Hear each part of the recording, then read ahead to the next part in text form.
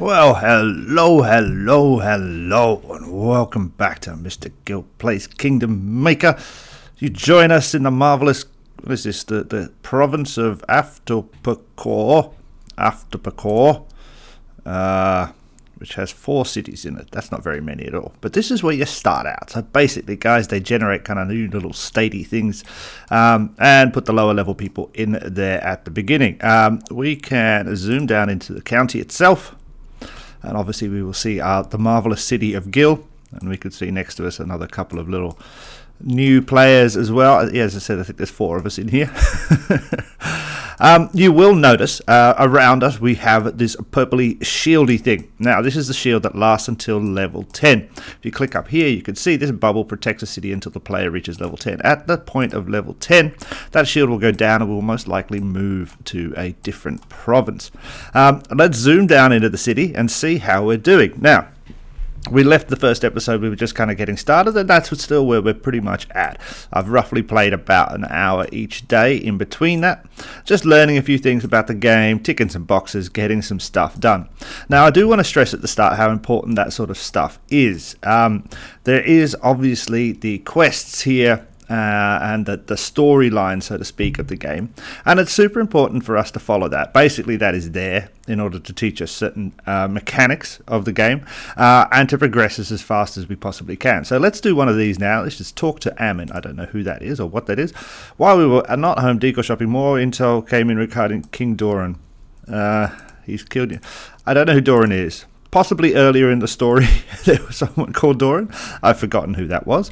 But either way, we're just going to follow this and we're going to go in and attack Wallash, I think. No, we're going to go into the keep and see him. Family. We're going to summon Mr. Gill. And he's going to pop in here on the side, I believe. I think that's the lead. I don't like this owl at all. He pops up at the most inconvenient times. I'm assuming we click on you. I'm assuming we click on interact. And I'm assuming we click on this guy, Wallash, or Ammon. That's the basic way of interacting with other kind of NPCs in the game. So there's an Orc King Doran. Fine. Yes. Whatever. That's fine. Okay, we've done that. Excellent. We must put a stop. Yep. Right. Brilliant. So, as you can see, following those things there, we got a shield, which is absolutely fantastic. Now, we're going to attack this Doran's camp, which is some sort of orc, just an NPC. We're going to pop in here first. Can we put this shield on? Nay, we cannot. Okay, that's fine. Let's just attack him. Bam. Hurry up. Faster. That's very close to where I was. I don't remember seeing him before. I believe this was just generated. Now, after we complete a bit of this, we're going to go through some of the other mechanics of the game and kind of learn a few bits and pieces. Getting ready for that unshielding at level 10 so that we are ready to, because we'll undoubtedly be attacked. Undoubtedly will be attacked. Now, this is going to be interesting. Now, one thing to note here is see how immediately we attack where they're training grounds or camps or whatever these things are called here, training mounds, I forgot what they're called technically, and that's an interesting thing to note about your own city defenses. When you are attacked, they will go for things like this training camps, and then they're going to go for the gates. Okay, and when we go back to our city, we can see how we can edit our map and we can edit our city in order to better protect it. This should be an easy win. Bamity bam bam bam. Rock and or roll. That gives us a nice victory. Thank you so much. Yep. Nice. That combat merits. That's a good thing. We need those in order to level up Mr. Gill. William, which is a champion. We're going to talk about champions in another video, I believe. It's the best way to do it, I think. There's quite a lot to talk about with champions. Okay, so that was that thing. That's fine. Armies. We can heal our guys. Heal. That's free. Fantastic. Where's this shield he said he was going to give me? I don't see any shield. What is it? Is it you? No. Okay. But we did get that thing, which was the combat merits. Now we need 12 of them. Let's go and see. We can see up there we have 4. So that's kind of what we want to get, because once we level this guy up, we open all of his traits. That's what they're called. No, the talent, so to speak. Sorry. Once we open these, we can start to level him up higher. At the moment, we're at max level 10. We need to be able to max these talents here. So this needs to be 5 out of 5 in order us to get to the talent number 2, and that'll then allow us to level up. That way, we can then increase the amount of people we can have in our army. At the moment, you can see it's 146. That's kind of stuck where it is. I've had a lot of questions on the videos that I did of this about a year ago or a year and a half ago. Most of the kind of comments in those videos have been how to increase army size. So upgrading or leveling up your noble is pretty much the only way. You will also notice that what we have here is a champion, Maylin. This champion I placed here. Now we get the champions by opening up, and as I said, we will go more in depth, but we get champions by opening up these packs. Where are the packs, so to speak? Here? No, here? There, champions. Now you can see here there's a certain level, bronze, silver and gold. We get these by doing things like completing dungeons and daily tasks. Once we get, obviously, 20 out of 20, we can press recruit here, and that'll give us a certain kind of champion fragments or champion shards, if you would. Once we get the full amount of champion shards, we can then unlock that champion, and that champion can then be placed in our army. Now obviously the amount of champion slots is dependent on the level. Obviously we only have one here. I don't think it goes up much more than that. These other ones here are for banners, and this is for an officer, which is where we can place another noble once they've leveled up to a certain point as well. So currently we do have Maylin here. I've just kind of put anybody. We do have a couple of other champions that could be worthwhile, and the thing to do is obviously go through and look through that particular champion's skills and see where you want to place them. But as I said, we're going to go through champions at a different point and in depth in another video. Let's pop back to our city. I know we've only completed 1 out of 3 of the tasks down here, but that's fine. I'll get those done off camera. Now, looking at our city here, you can see we've got lovely. We are currently keep level 8. Now, I think the key here, before we get to keep level 10, and we lose our shield, is to make sure that we are ready to defend. So there's a couple of things we need to do in order to be ready to defend. One, we need to constantly train troops. Okay, now you get troops by training them obviously in their particular areas. We have the militia, we have the archery people man, and we have the stable guys down here, the horsey people. These guys are still training at the moment. Those troops can then be placed within the guard tower, or watchtower, so to speak, and the platforms. That's what they were called. I thought they were called hills or something. And the platforms. Now we place those troops in there by going to garrison, clicking on a keep and clicking on garrison. We can do autofill, but we can also come in here and we can remove, add, etc., etc. Look, yeah, look at that. Oh, wow. Yeah, move this guy to here and this guy to here and this guy to there, blah, blah, blah. Now, as you can see, I am currently maxed out in all the areas where I can place defenders. They are there. So if I press autofill, it doesn't really do anything. If I press assign, it doesn't do anything because everything is full. When we do get attacked, we're going to get attacked. Generally speaking, they're going to go for the gates. Now you can see I have 1, 2, 3, 4 gates currently. These gates can be placed, moved, and deleted. So we could remove that gate there.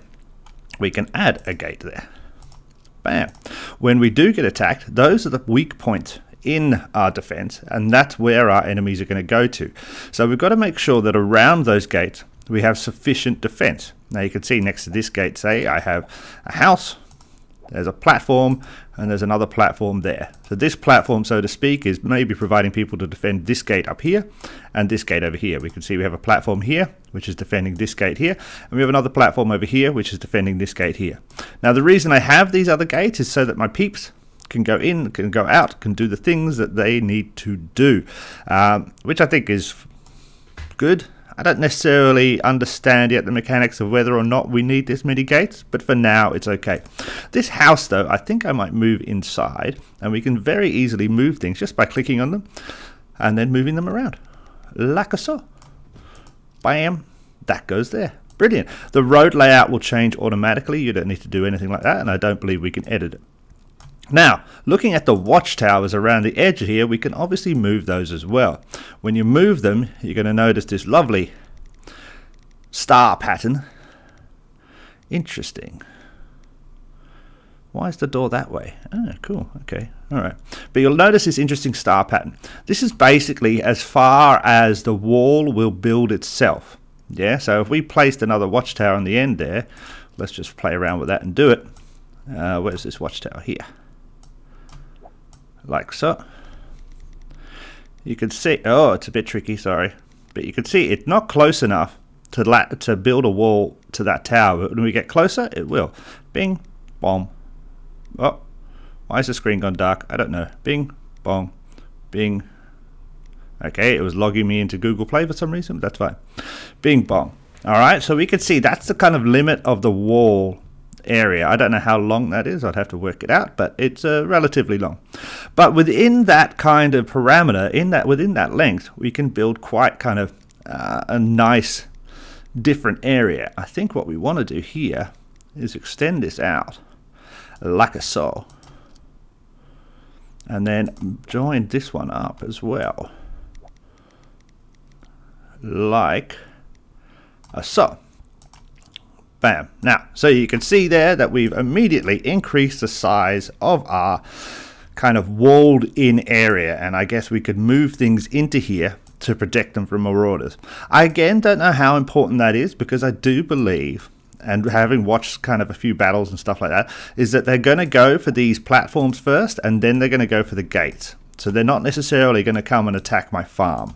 They probably will as they run past, maybe shoot some arrows of burning at it and stuff like that, but I don't think it's necessary to have everything within the gates itself. Now the city itself, you can see, has 3 accesses to it. This is probably the weakest access point here, because that is straight into the city and like that. The other ways, they're going to have to go through 2 gates, I believe, or one gate there. Yeah, but this is probably the weakest access point there. So we do want to make sure that we have, say, our platforms. Let's move him a little bit closer, I think, like so. Bam, like that. And then this guy here, we're going to leave there, yeah, because he's kind of defending the corner bits like that. Now, what we also want to make sure is that these guys are upgraded as high as possible. So we can currently not get them up to level 8. What do we need? We need stonemason to level 8. By upgrading these, we're going to allow them to be able to garrison more troops. If we click on the information button here, you can see garrison size 29, range boost 6, player power 3.2. So we're currently garrison 29 out of 29 troops are in there. If we went to upgrade this baby, you can see we're going to get 32. So we're going to be able to add 3 to the amount of troops that are available within this platform. And I do think that that's super important to do. So as you level up all your platforms, all your watchtowers, to make sure that once you get to that bubble piercing level of level 10, where you lose this protective bubble, you at least have the maximum amount of defense that you can do. Doing that, obviously you need to continuously train. There is no point in having what's this? Population. Brilliant. Actually, that's what I really wanted to talk about next. But yeah, you obviously need to train as many troops as possible so that you can garrison all these things. So, especially between level 1 and 10, and I think, well, forever, to be honest, you're going to be training as much as possible. Now, training is obviously dependent on a few things. You're going to need the resources to do that. The most important resources for training is the population. You can see up here, we only have 14 population. When they train, they require a number of the population. And let's just click on this here. We can see them down here. We require a number of those idle population will be turned into the troops. So if I don't have anybody idle, I'm not going to be able to train some troops. So what we need to do now is give them the opportunity to grow by, let's go level 5, level 6, level 4. There we go, level 4 housing. Let's upgrade that, and that'll give us more peeps in order to be able to train more warriors. Make sure we click on here. Research. Good. That's a very, very important thing. Now, research-wise, I've mostly been focusing on, where was it? This one, city, the build speed. I've done a little bit of that in order, and population growth. I did one of those. What I really want to focus on now, as we're coming up to that level 10 bubble being opened, is getting our combat research up. So I'm just kind of pushing through the tree as much as I can, and where I really want to get is quite a far way down. But you can see here, regular swordsman, regular archer, regular cavalry. This is the way we're going to be able to open up our second tier of troops. If we go back to the troopy thing, hey, I said back to the troopy thing, and click it like that. You can see this guy here. That is a swordsman. Currently we're training militia swordsman. In order to open that, I need to have done that training regular swordsman. Now you saw it's quite a far way down in the combat training research tree. So we have what, 1 2 3 4 5 6 7 8 9 10 what is it, 10 11 things we're not going to need to get through before we get there. So again, something I think is really important early game is to get that kind of combat research going, so you're heading down to get those tier 2 troops. I've not played this game past much of a few days, even when I previously looked at it last year, but I can assure you that within any of these types of games, having higher tier troops is usually the most important thing you can do. So make sure you focus on that. What else should we be doing in order to prepare ourselves for that level 10 bubble disappearance? Who is this? People are talking. You're right. Coke sucks the Coke kill, don't you? Whatever. There we go. People are talking. I'm trying to make friends. That's a whole subject for another video. Mr. Gill trying to make friends. But basically, what else do we need to do in order to prepare?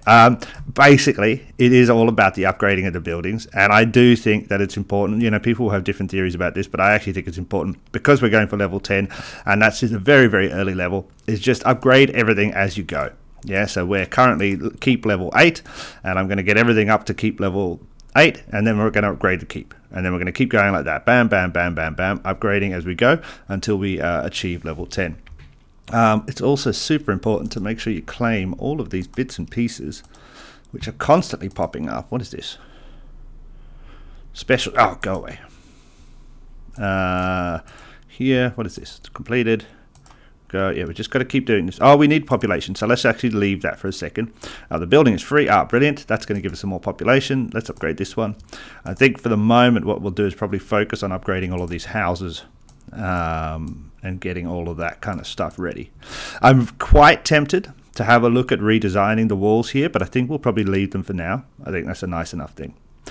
What else?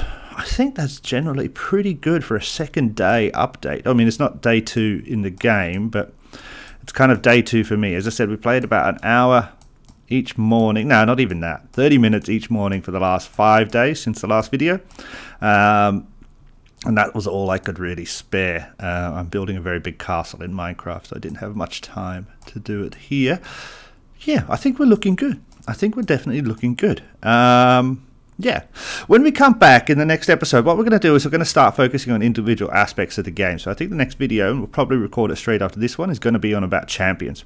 Now, I want you guys to understand is that, you know, the way I usually make these kind of tutorials into these sorts of games, which I've done a couple of times now, is that I like to kind of play for a few days and kind of have a little let's play series, so to speak, kind of running at the same time as trying to do little tutorials on certain aspects of the game. And the tutorials will come up when I feel that I understand some of the basic knowledge. And the tutorials will come in a couple of parts.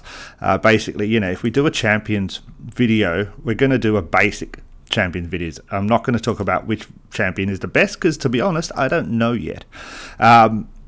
But then as we progress through our kind of little let's play series, as we kind of keep on playing, we will learn more about champions, and then there'll be a champions 2 video, you know, expert level, or a champions 3 video, these are the best champions you need, or a champion 4 video, the only champion to get, etc, etc, etc.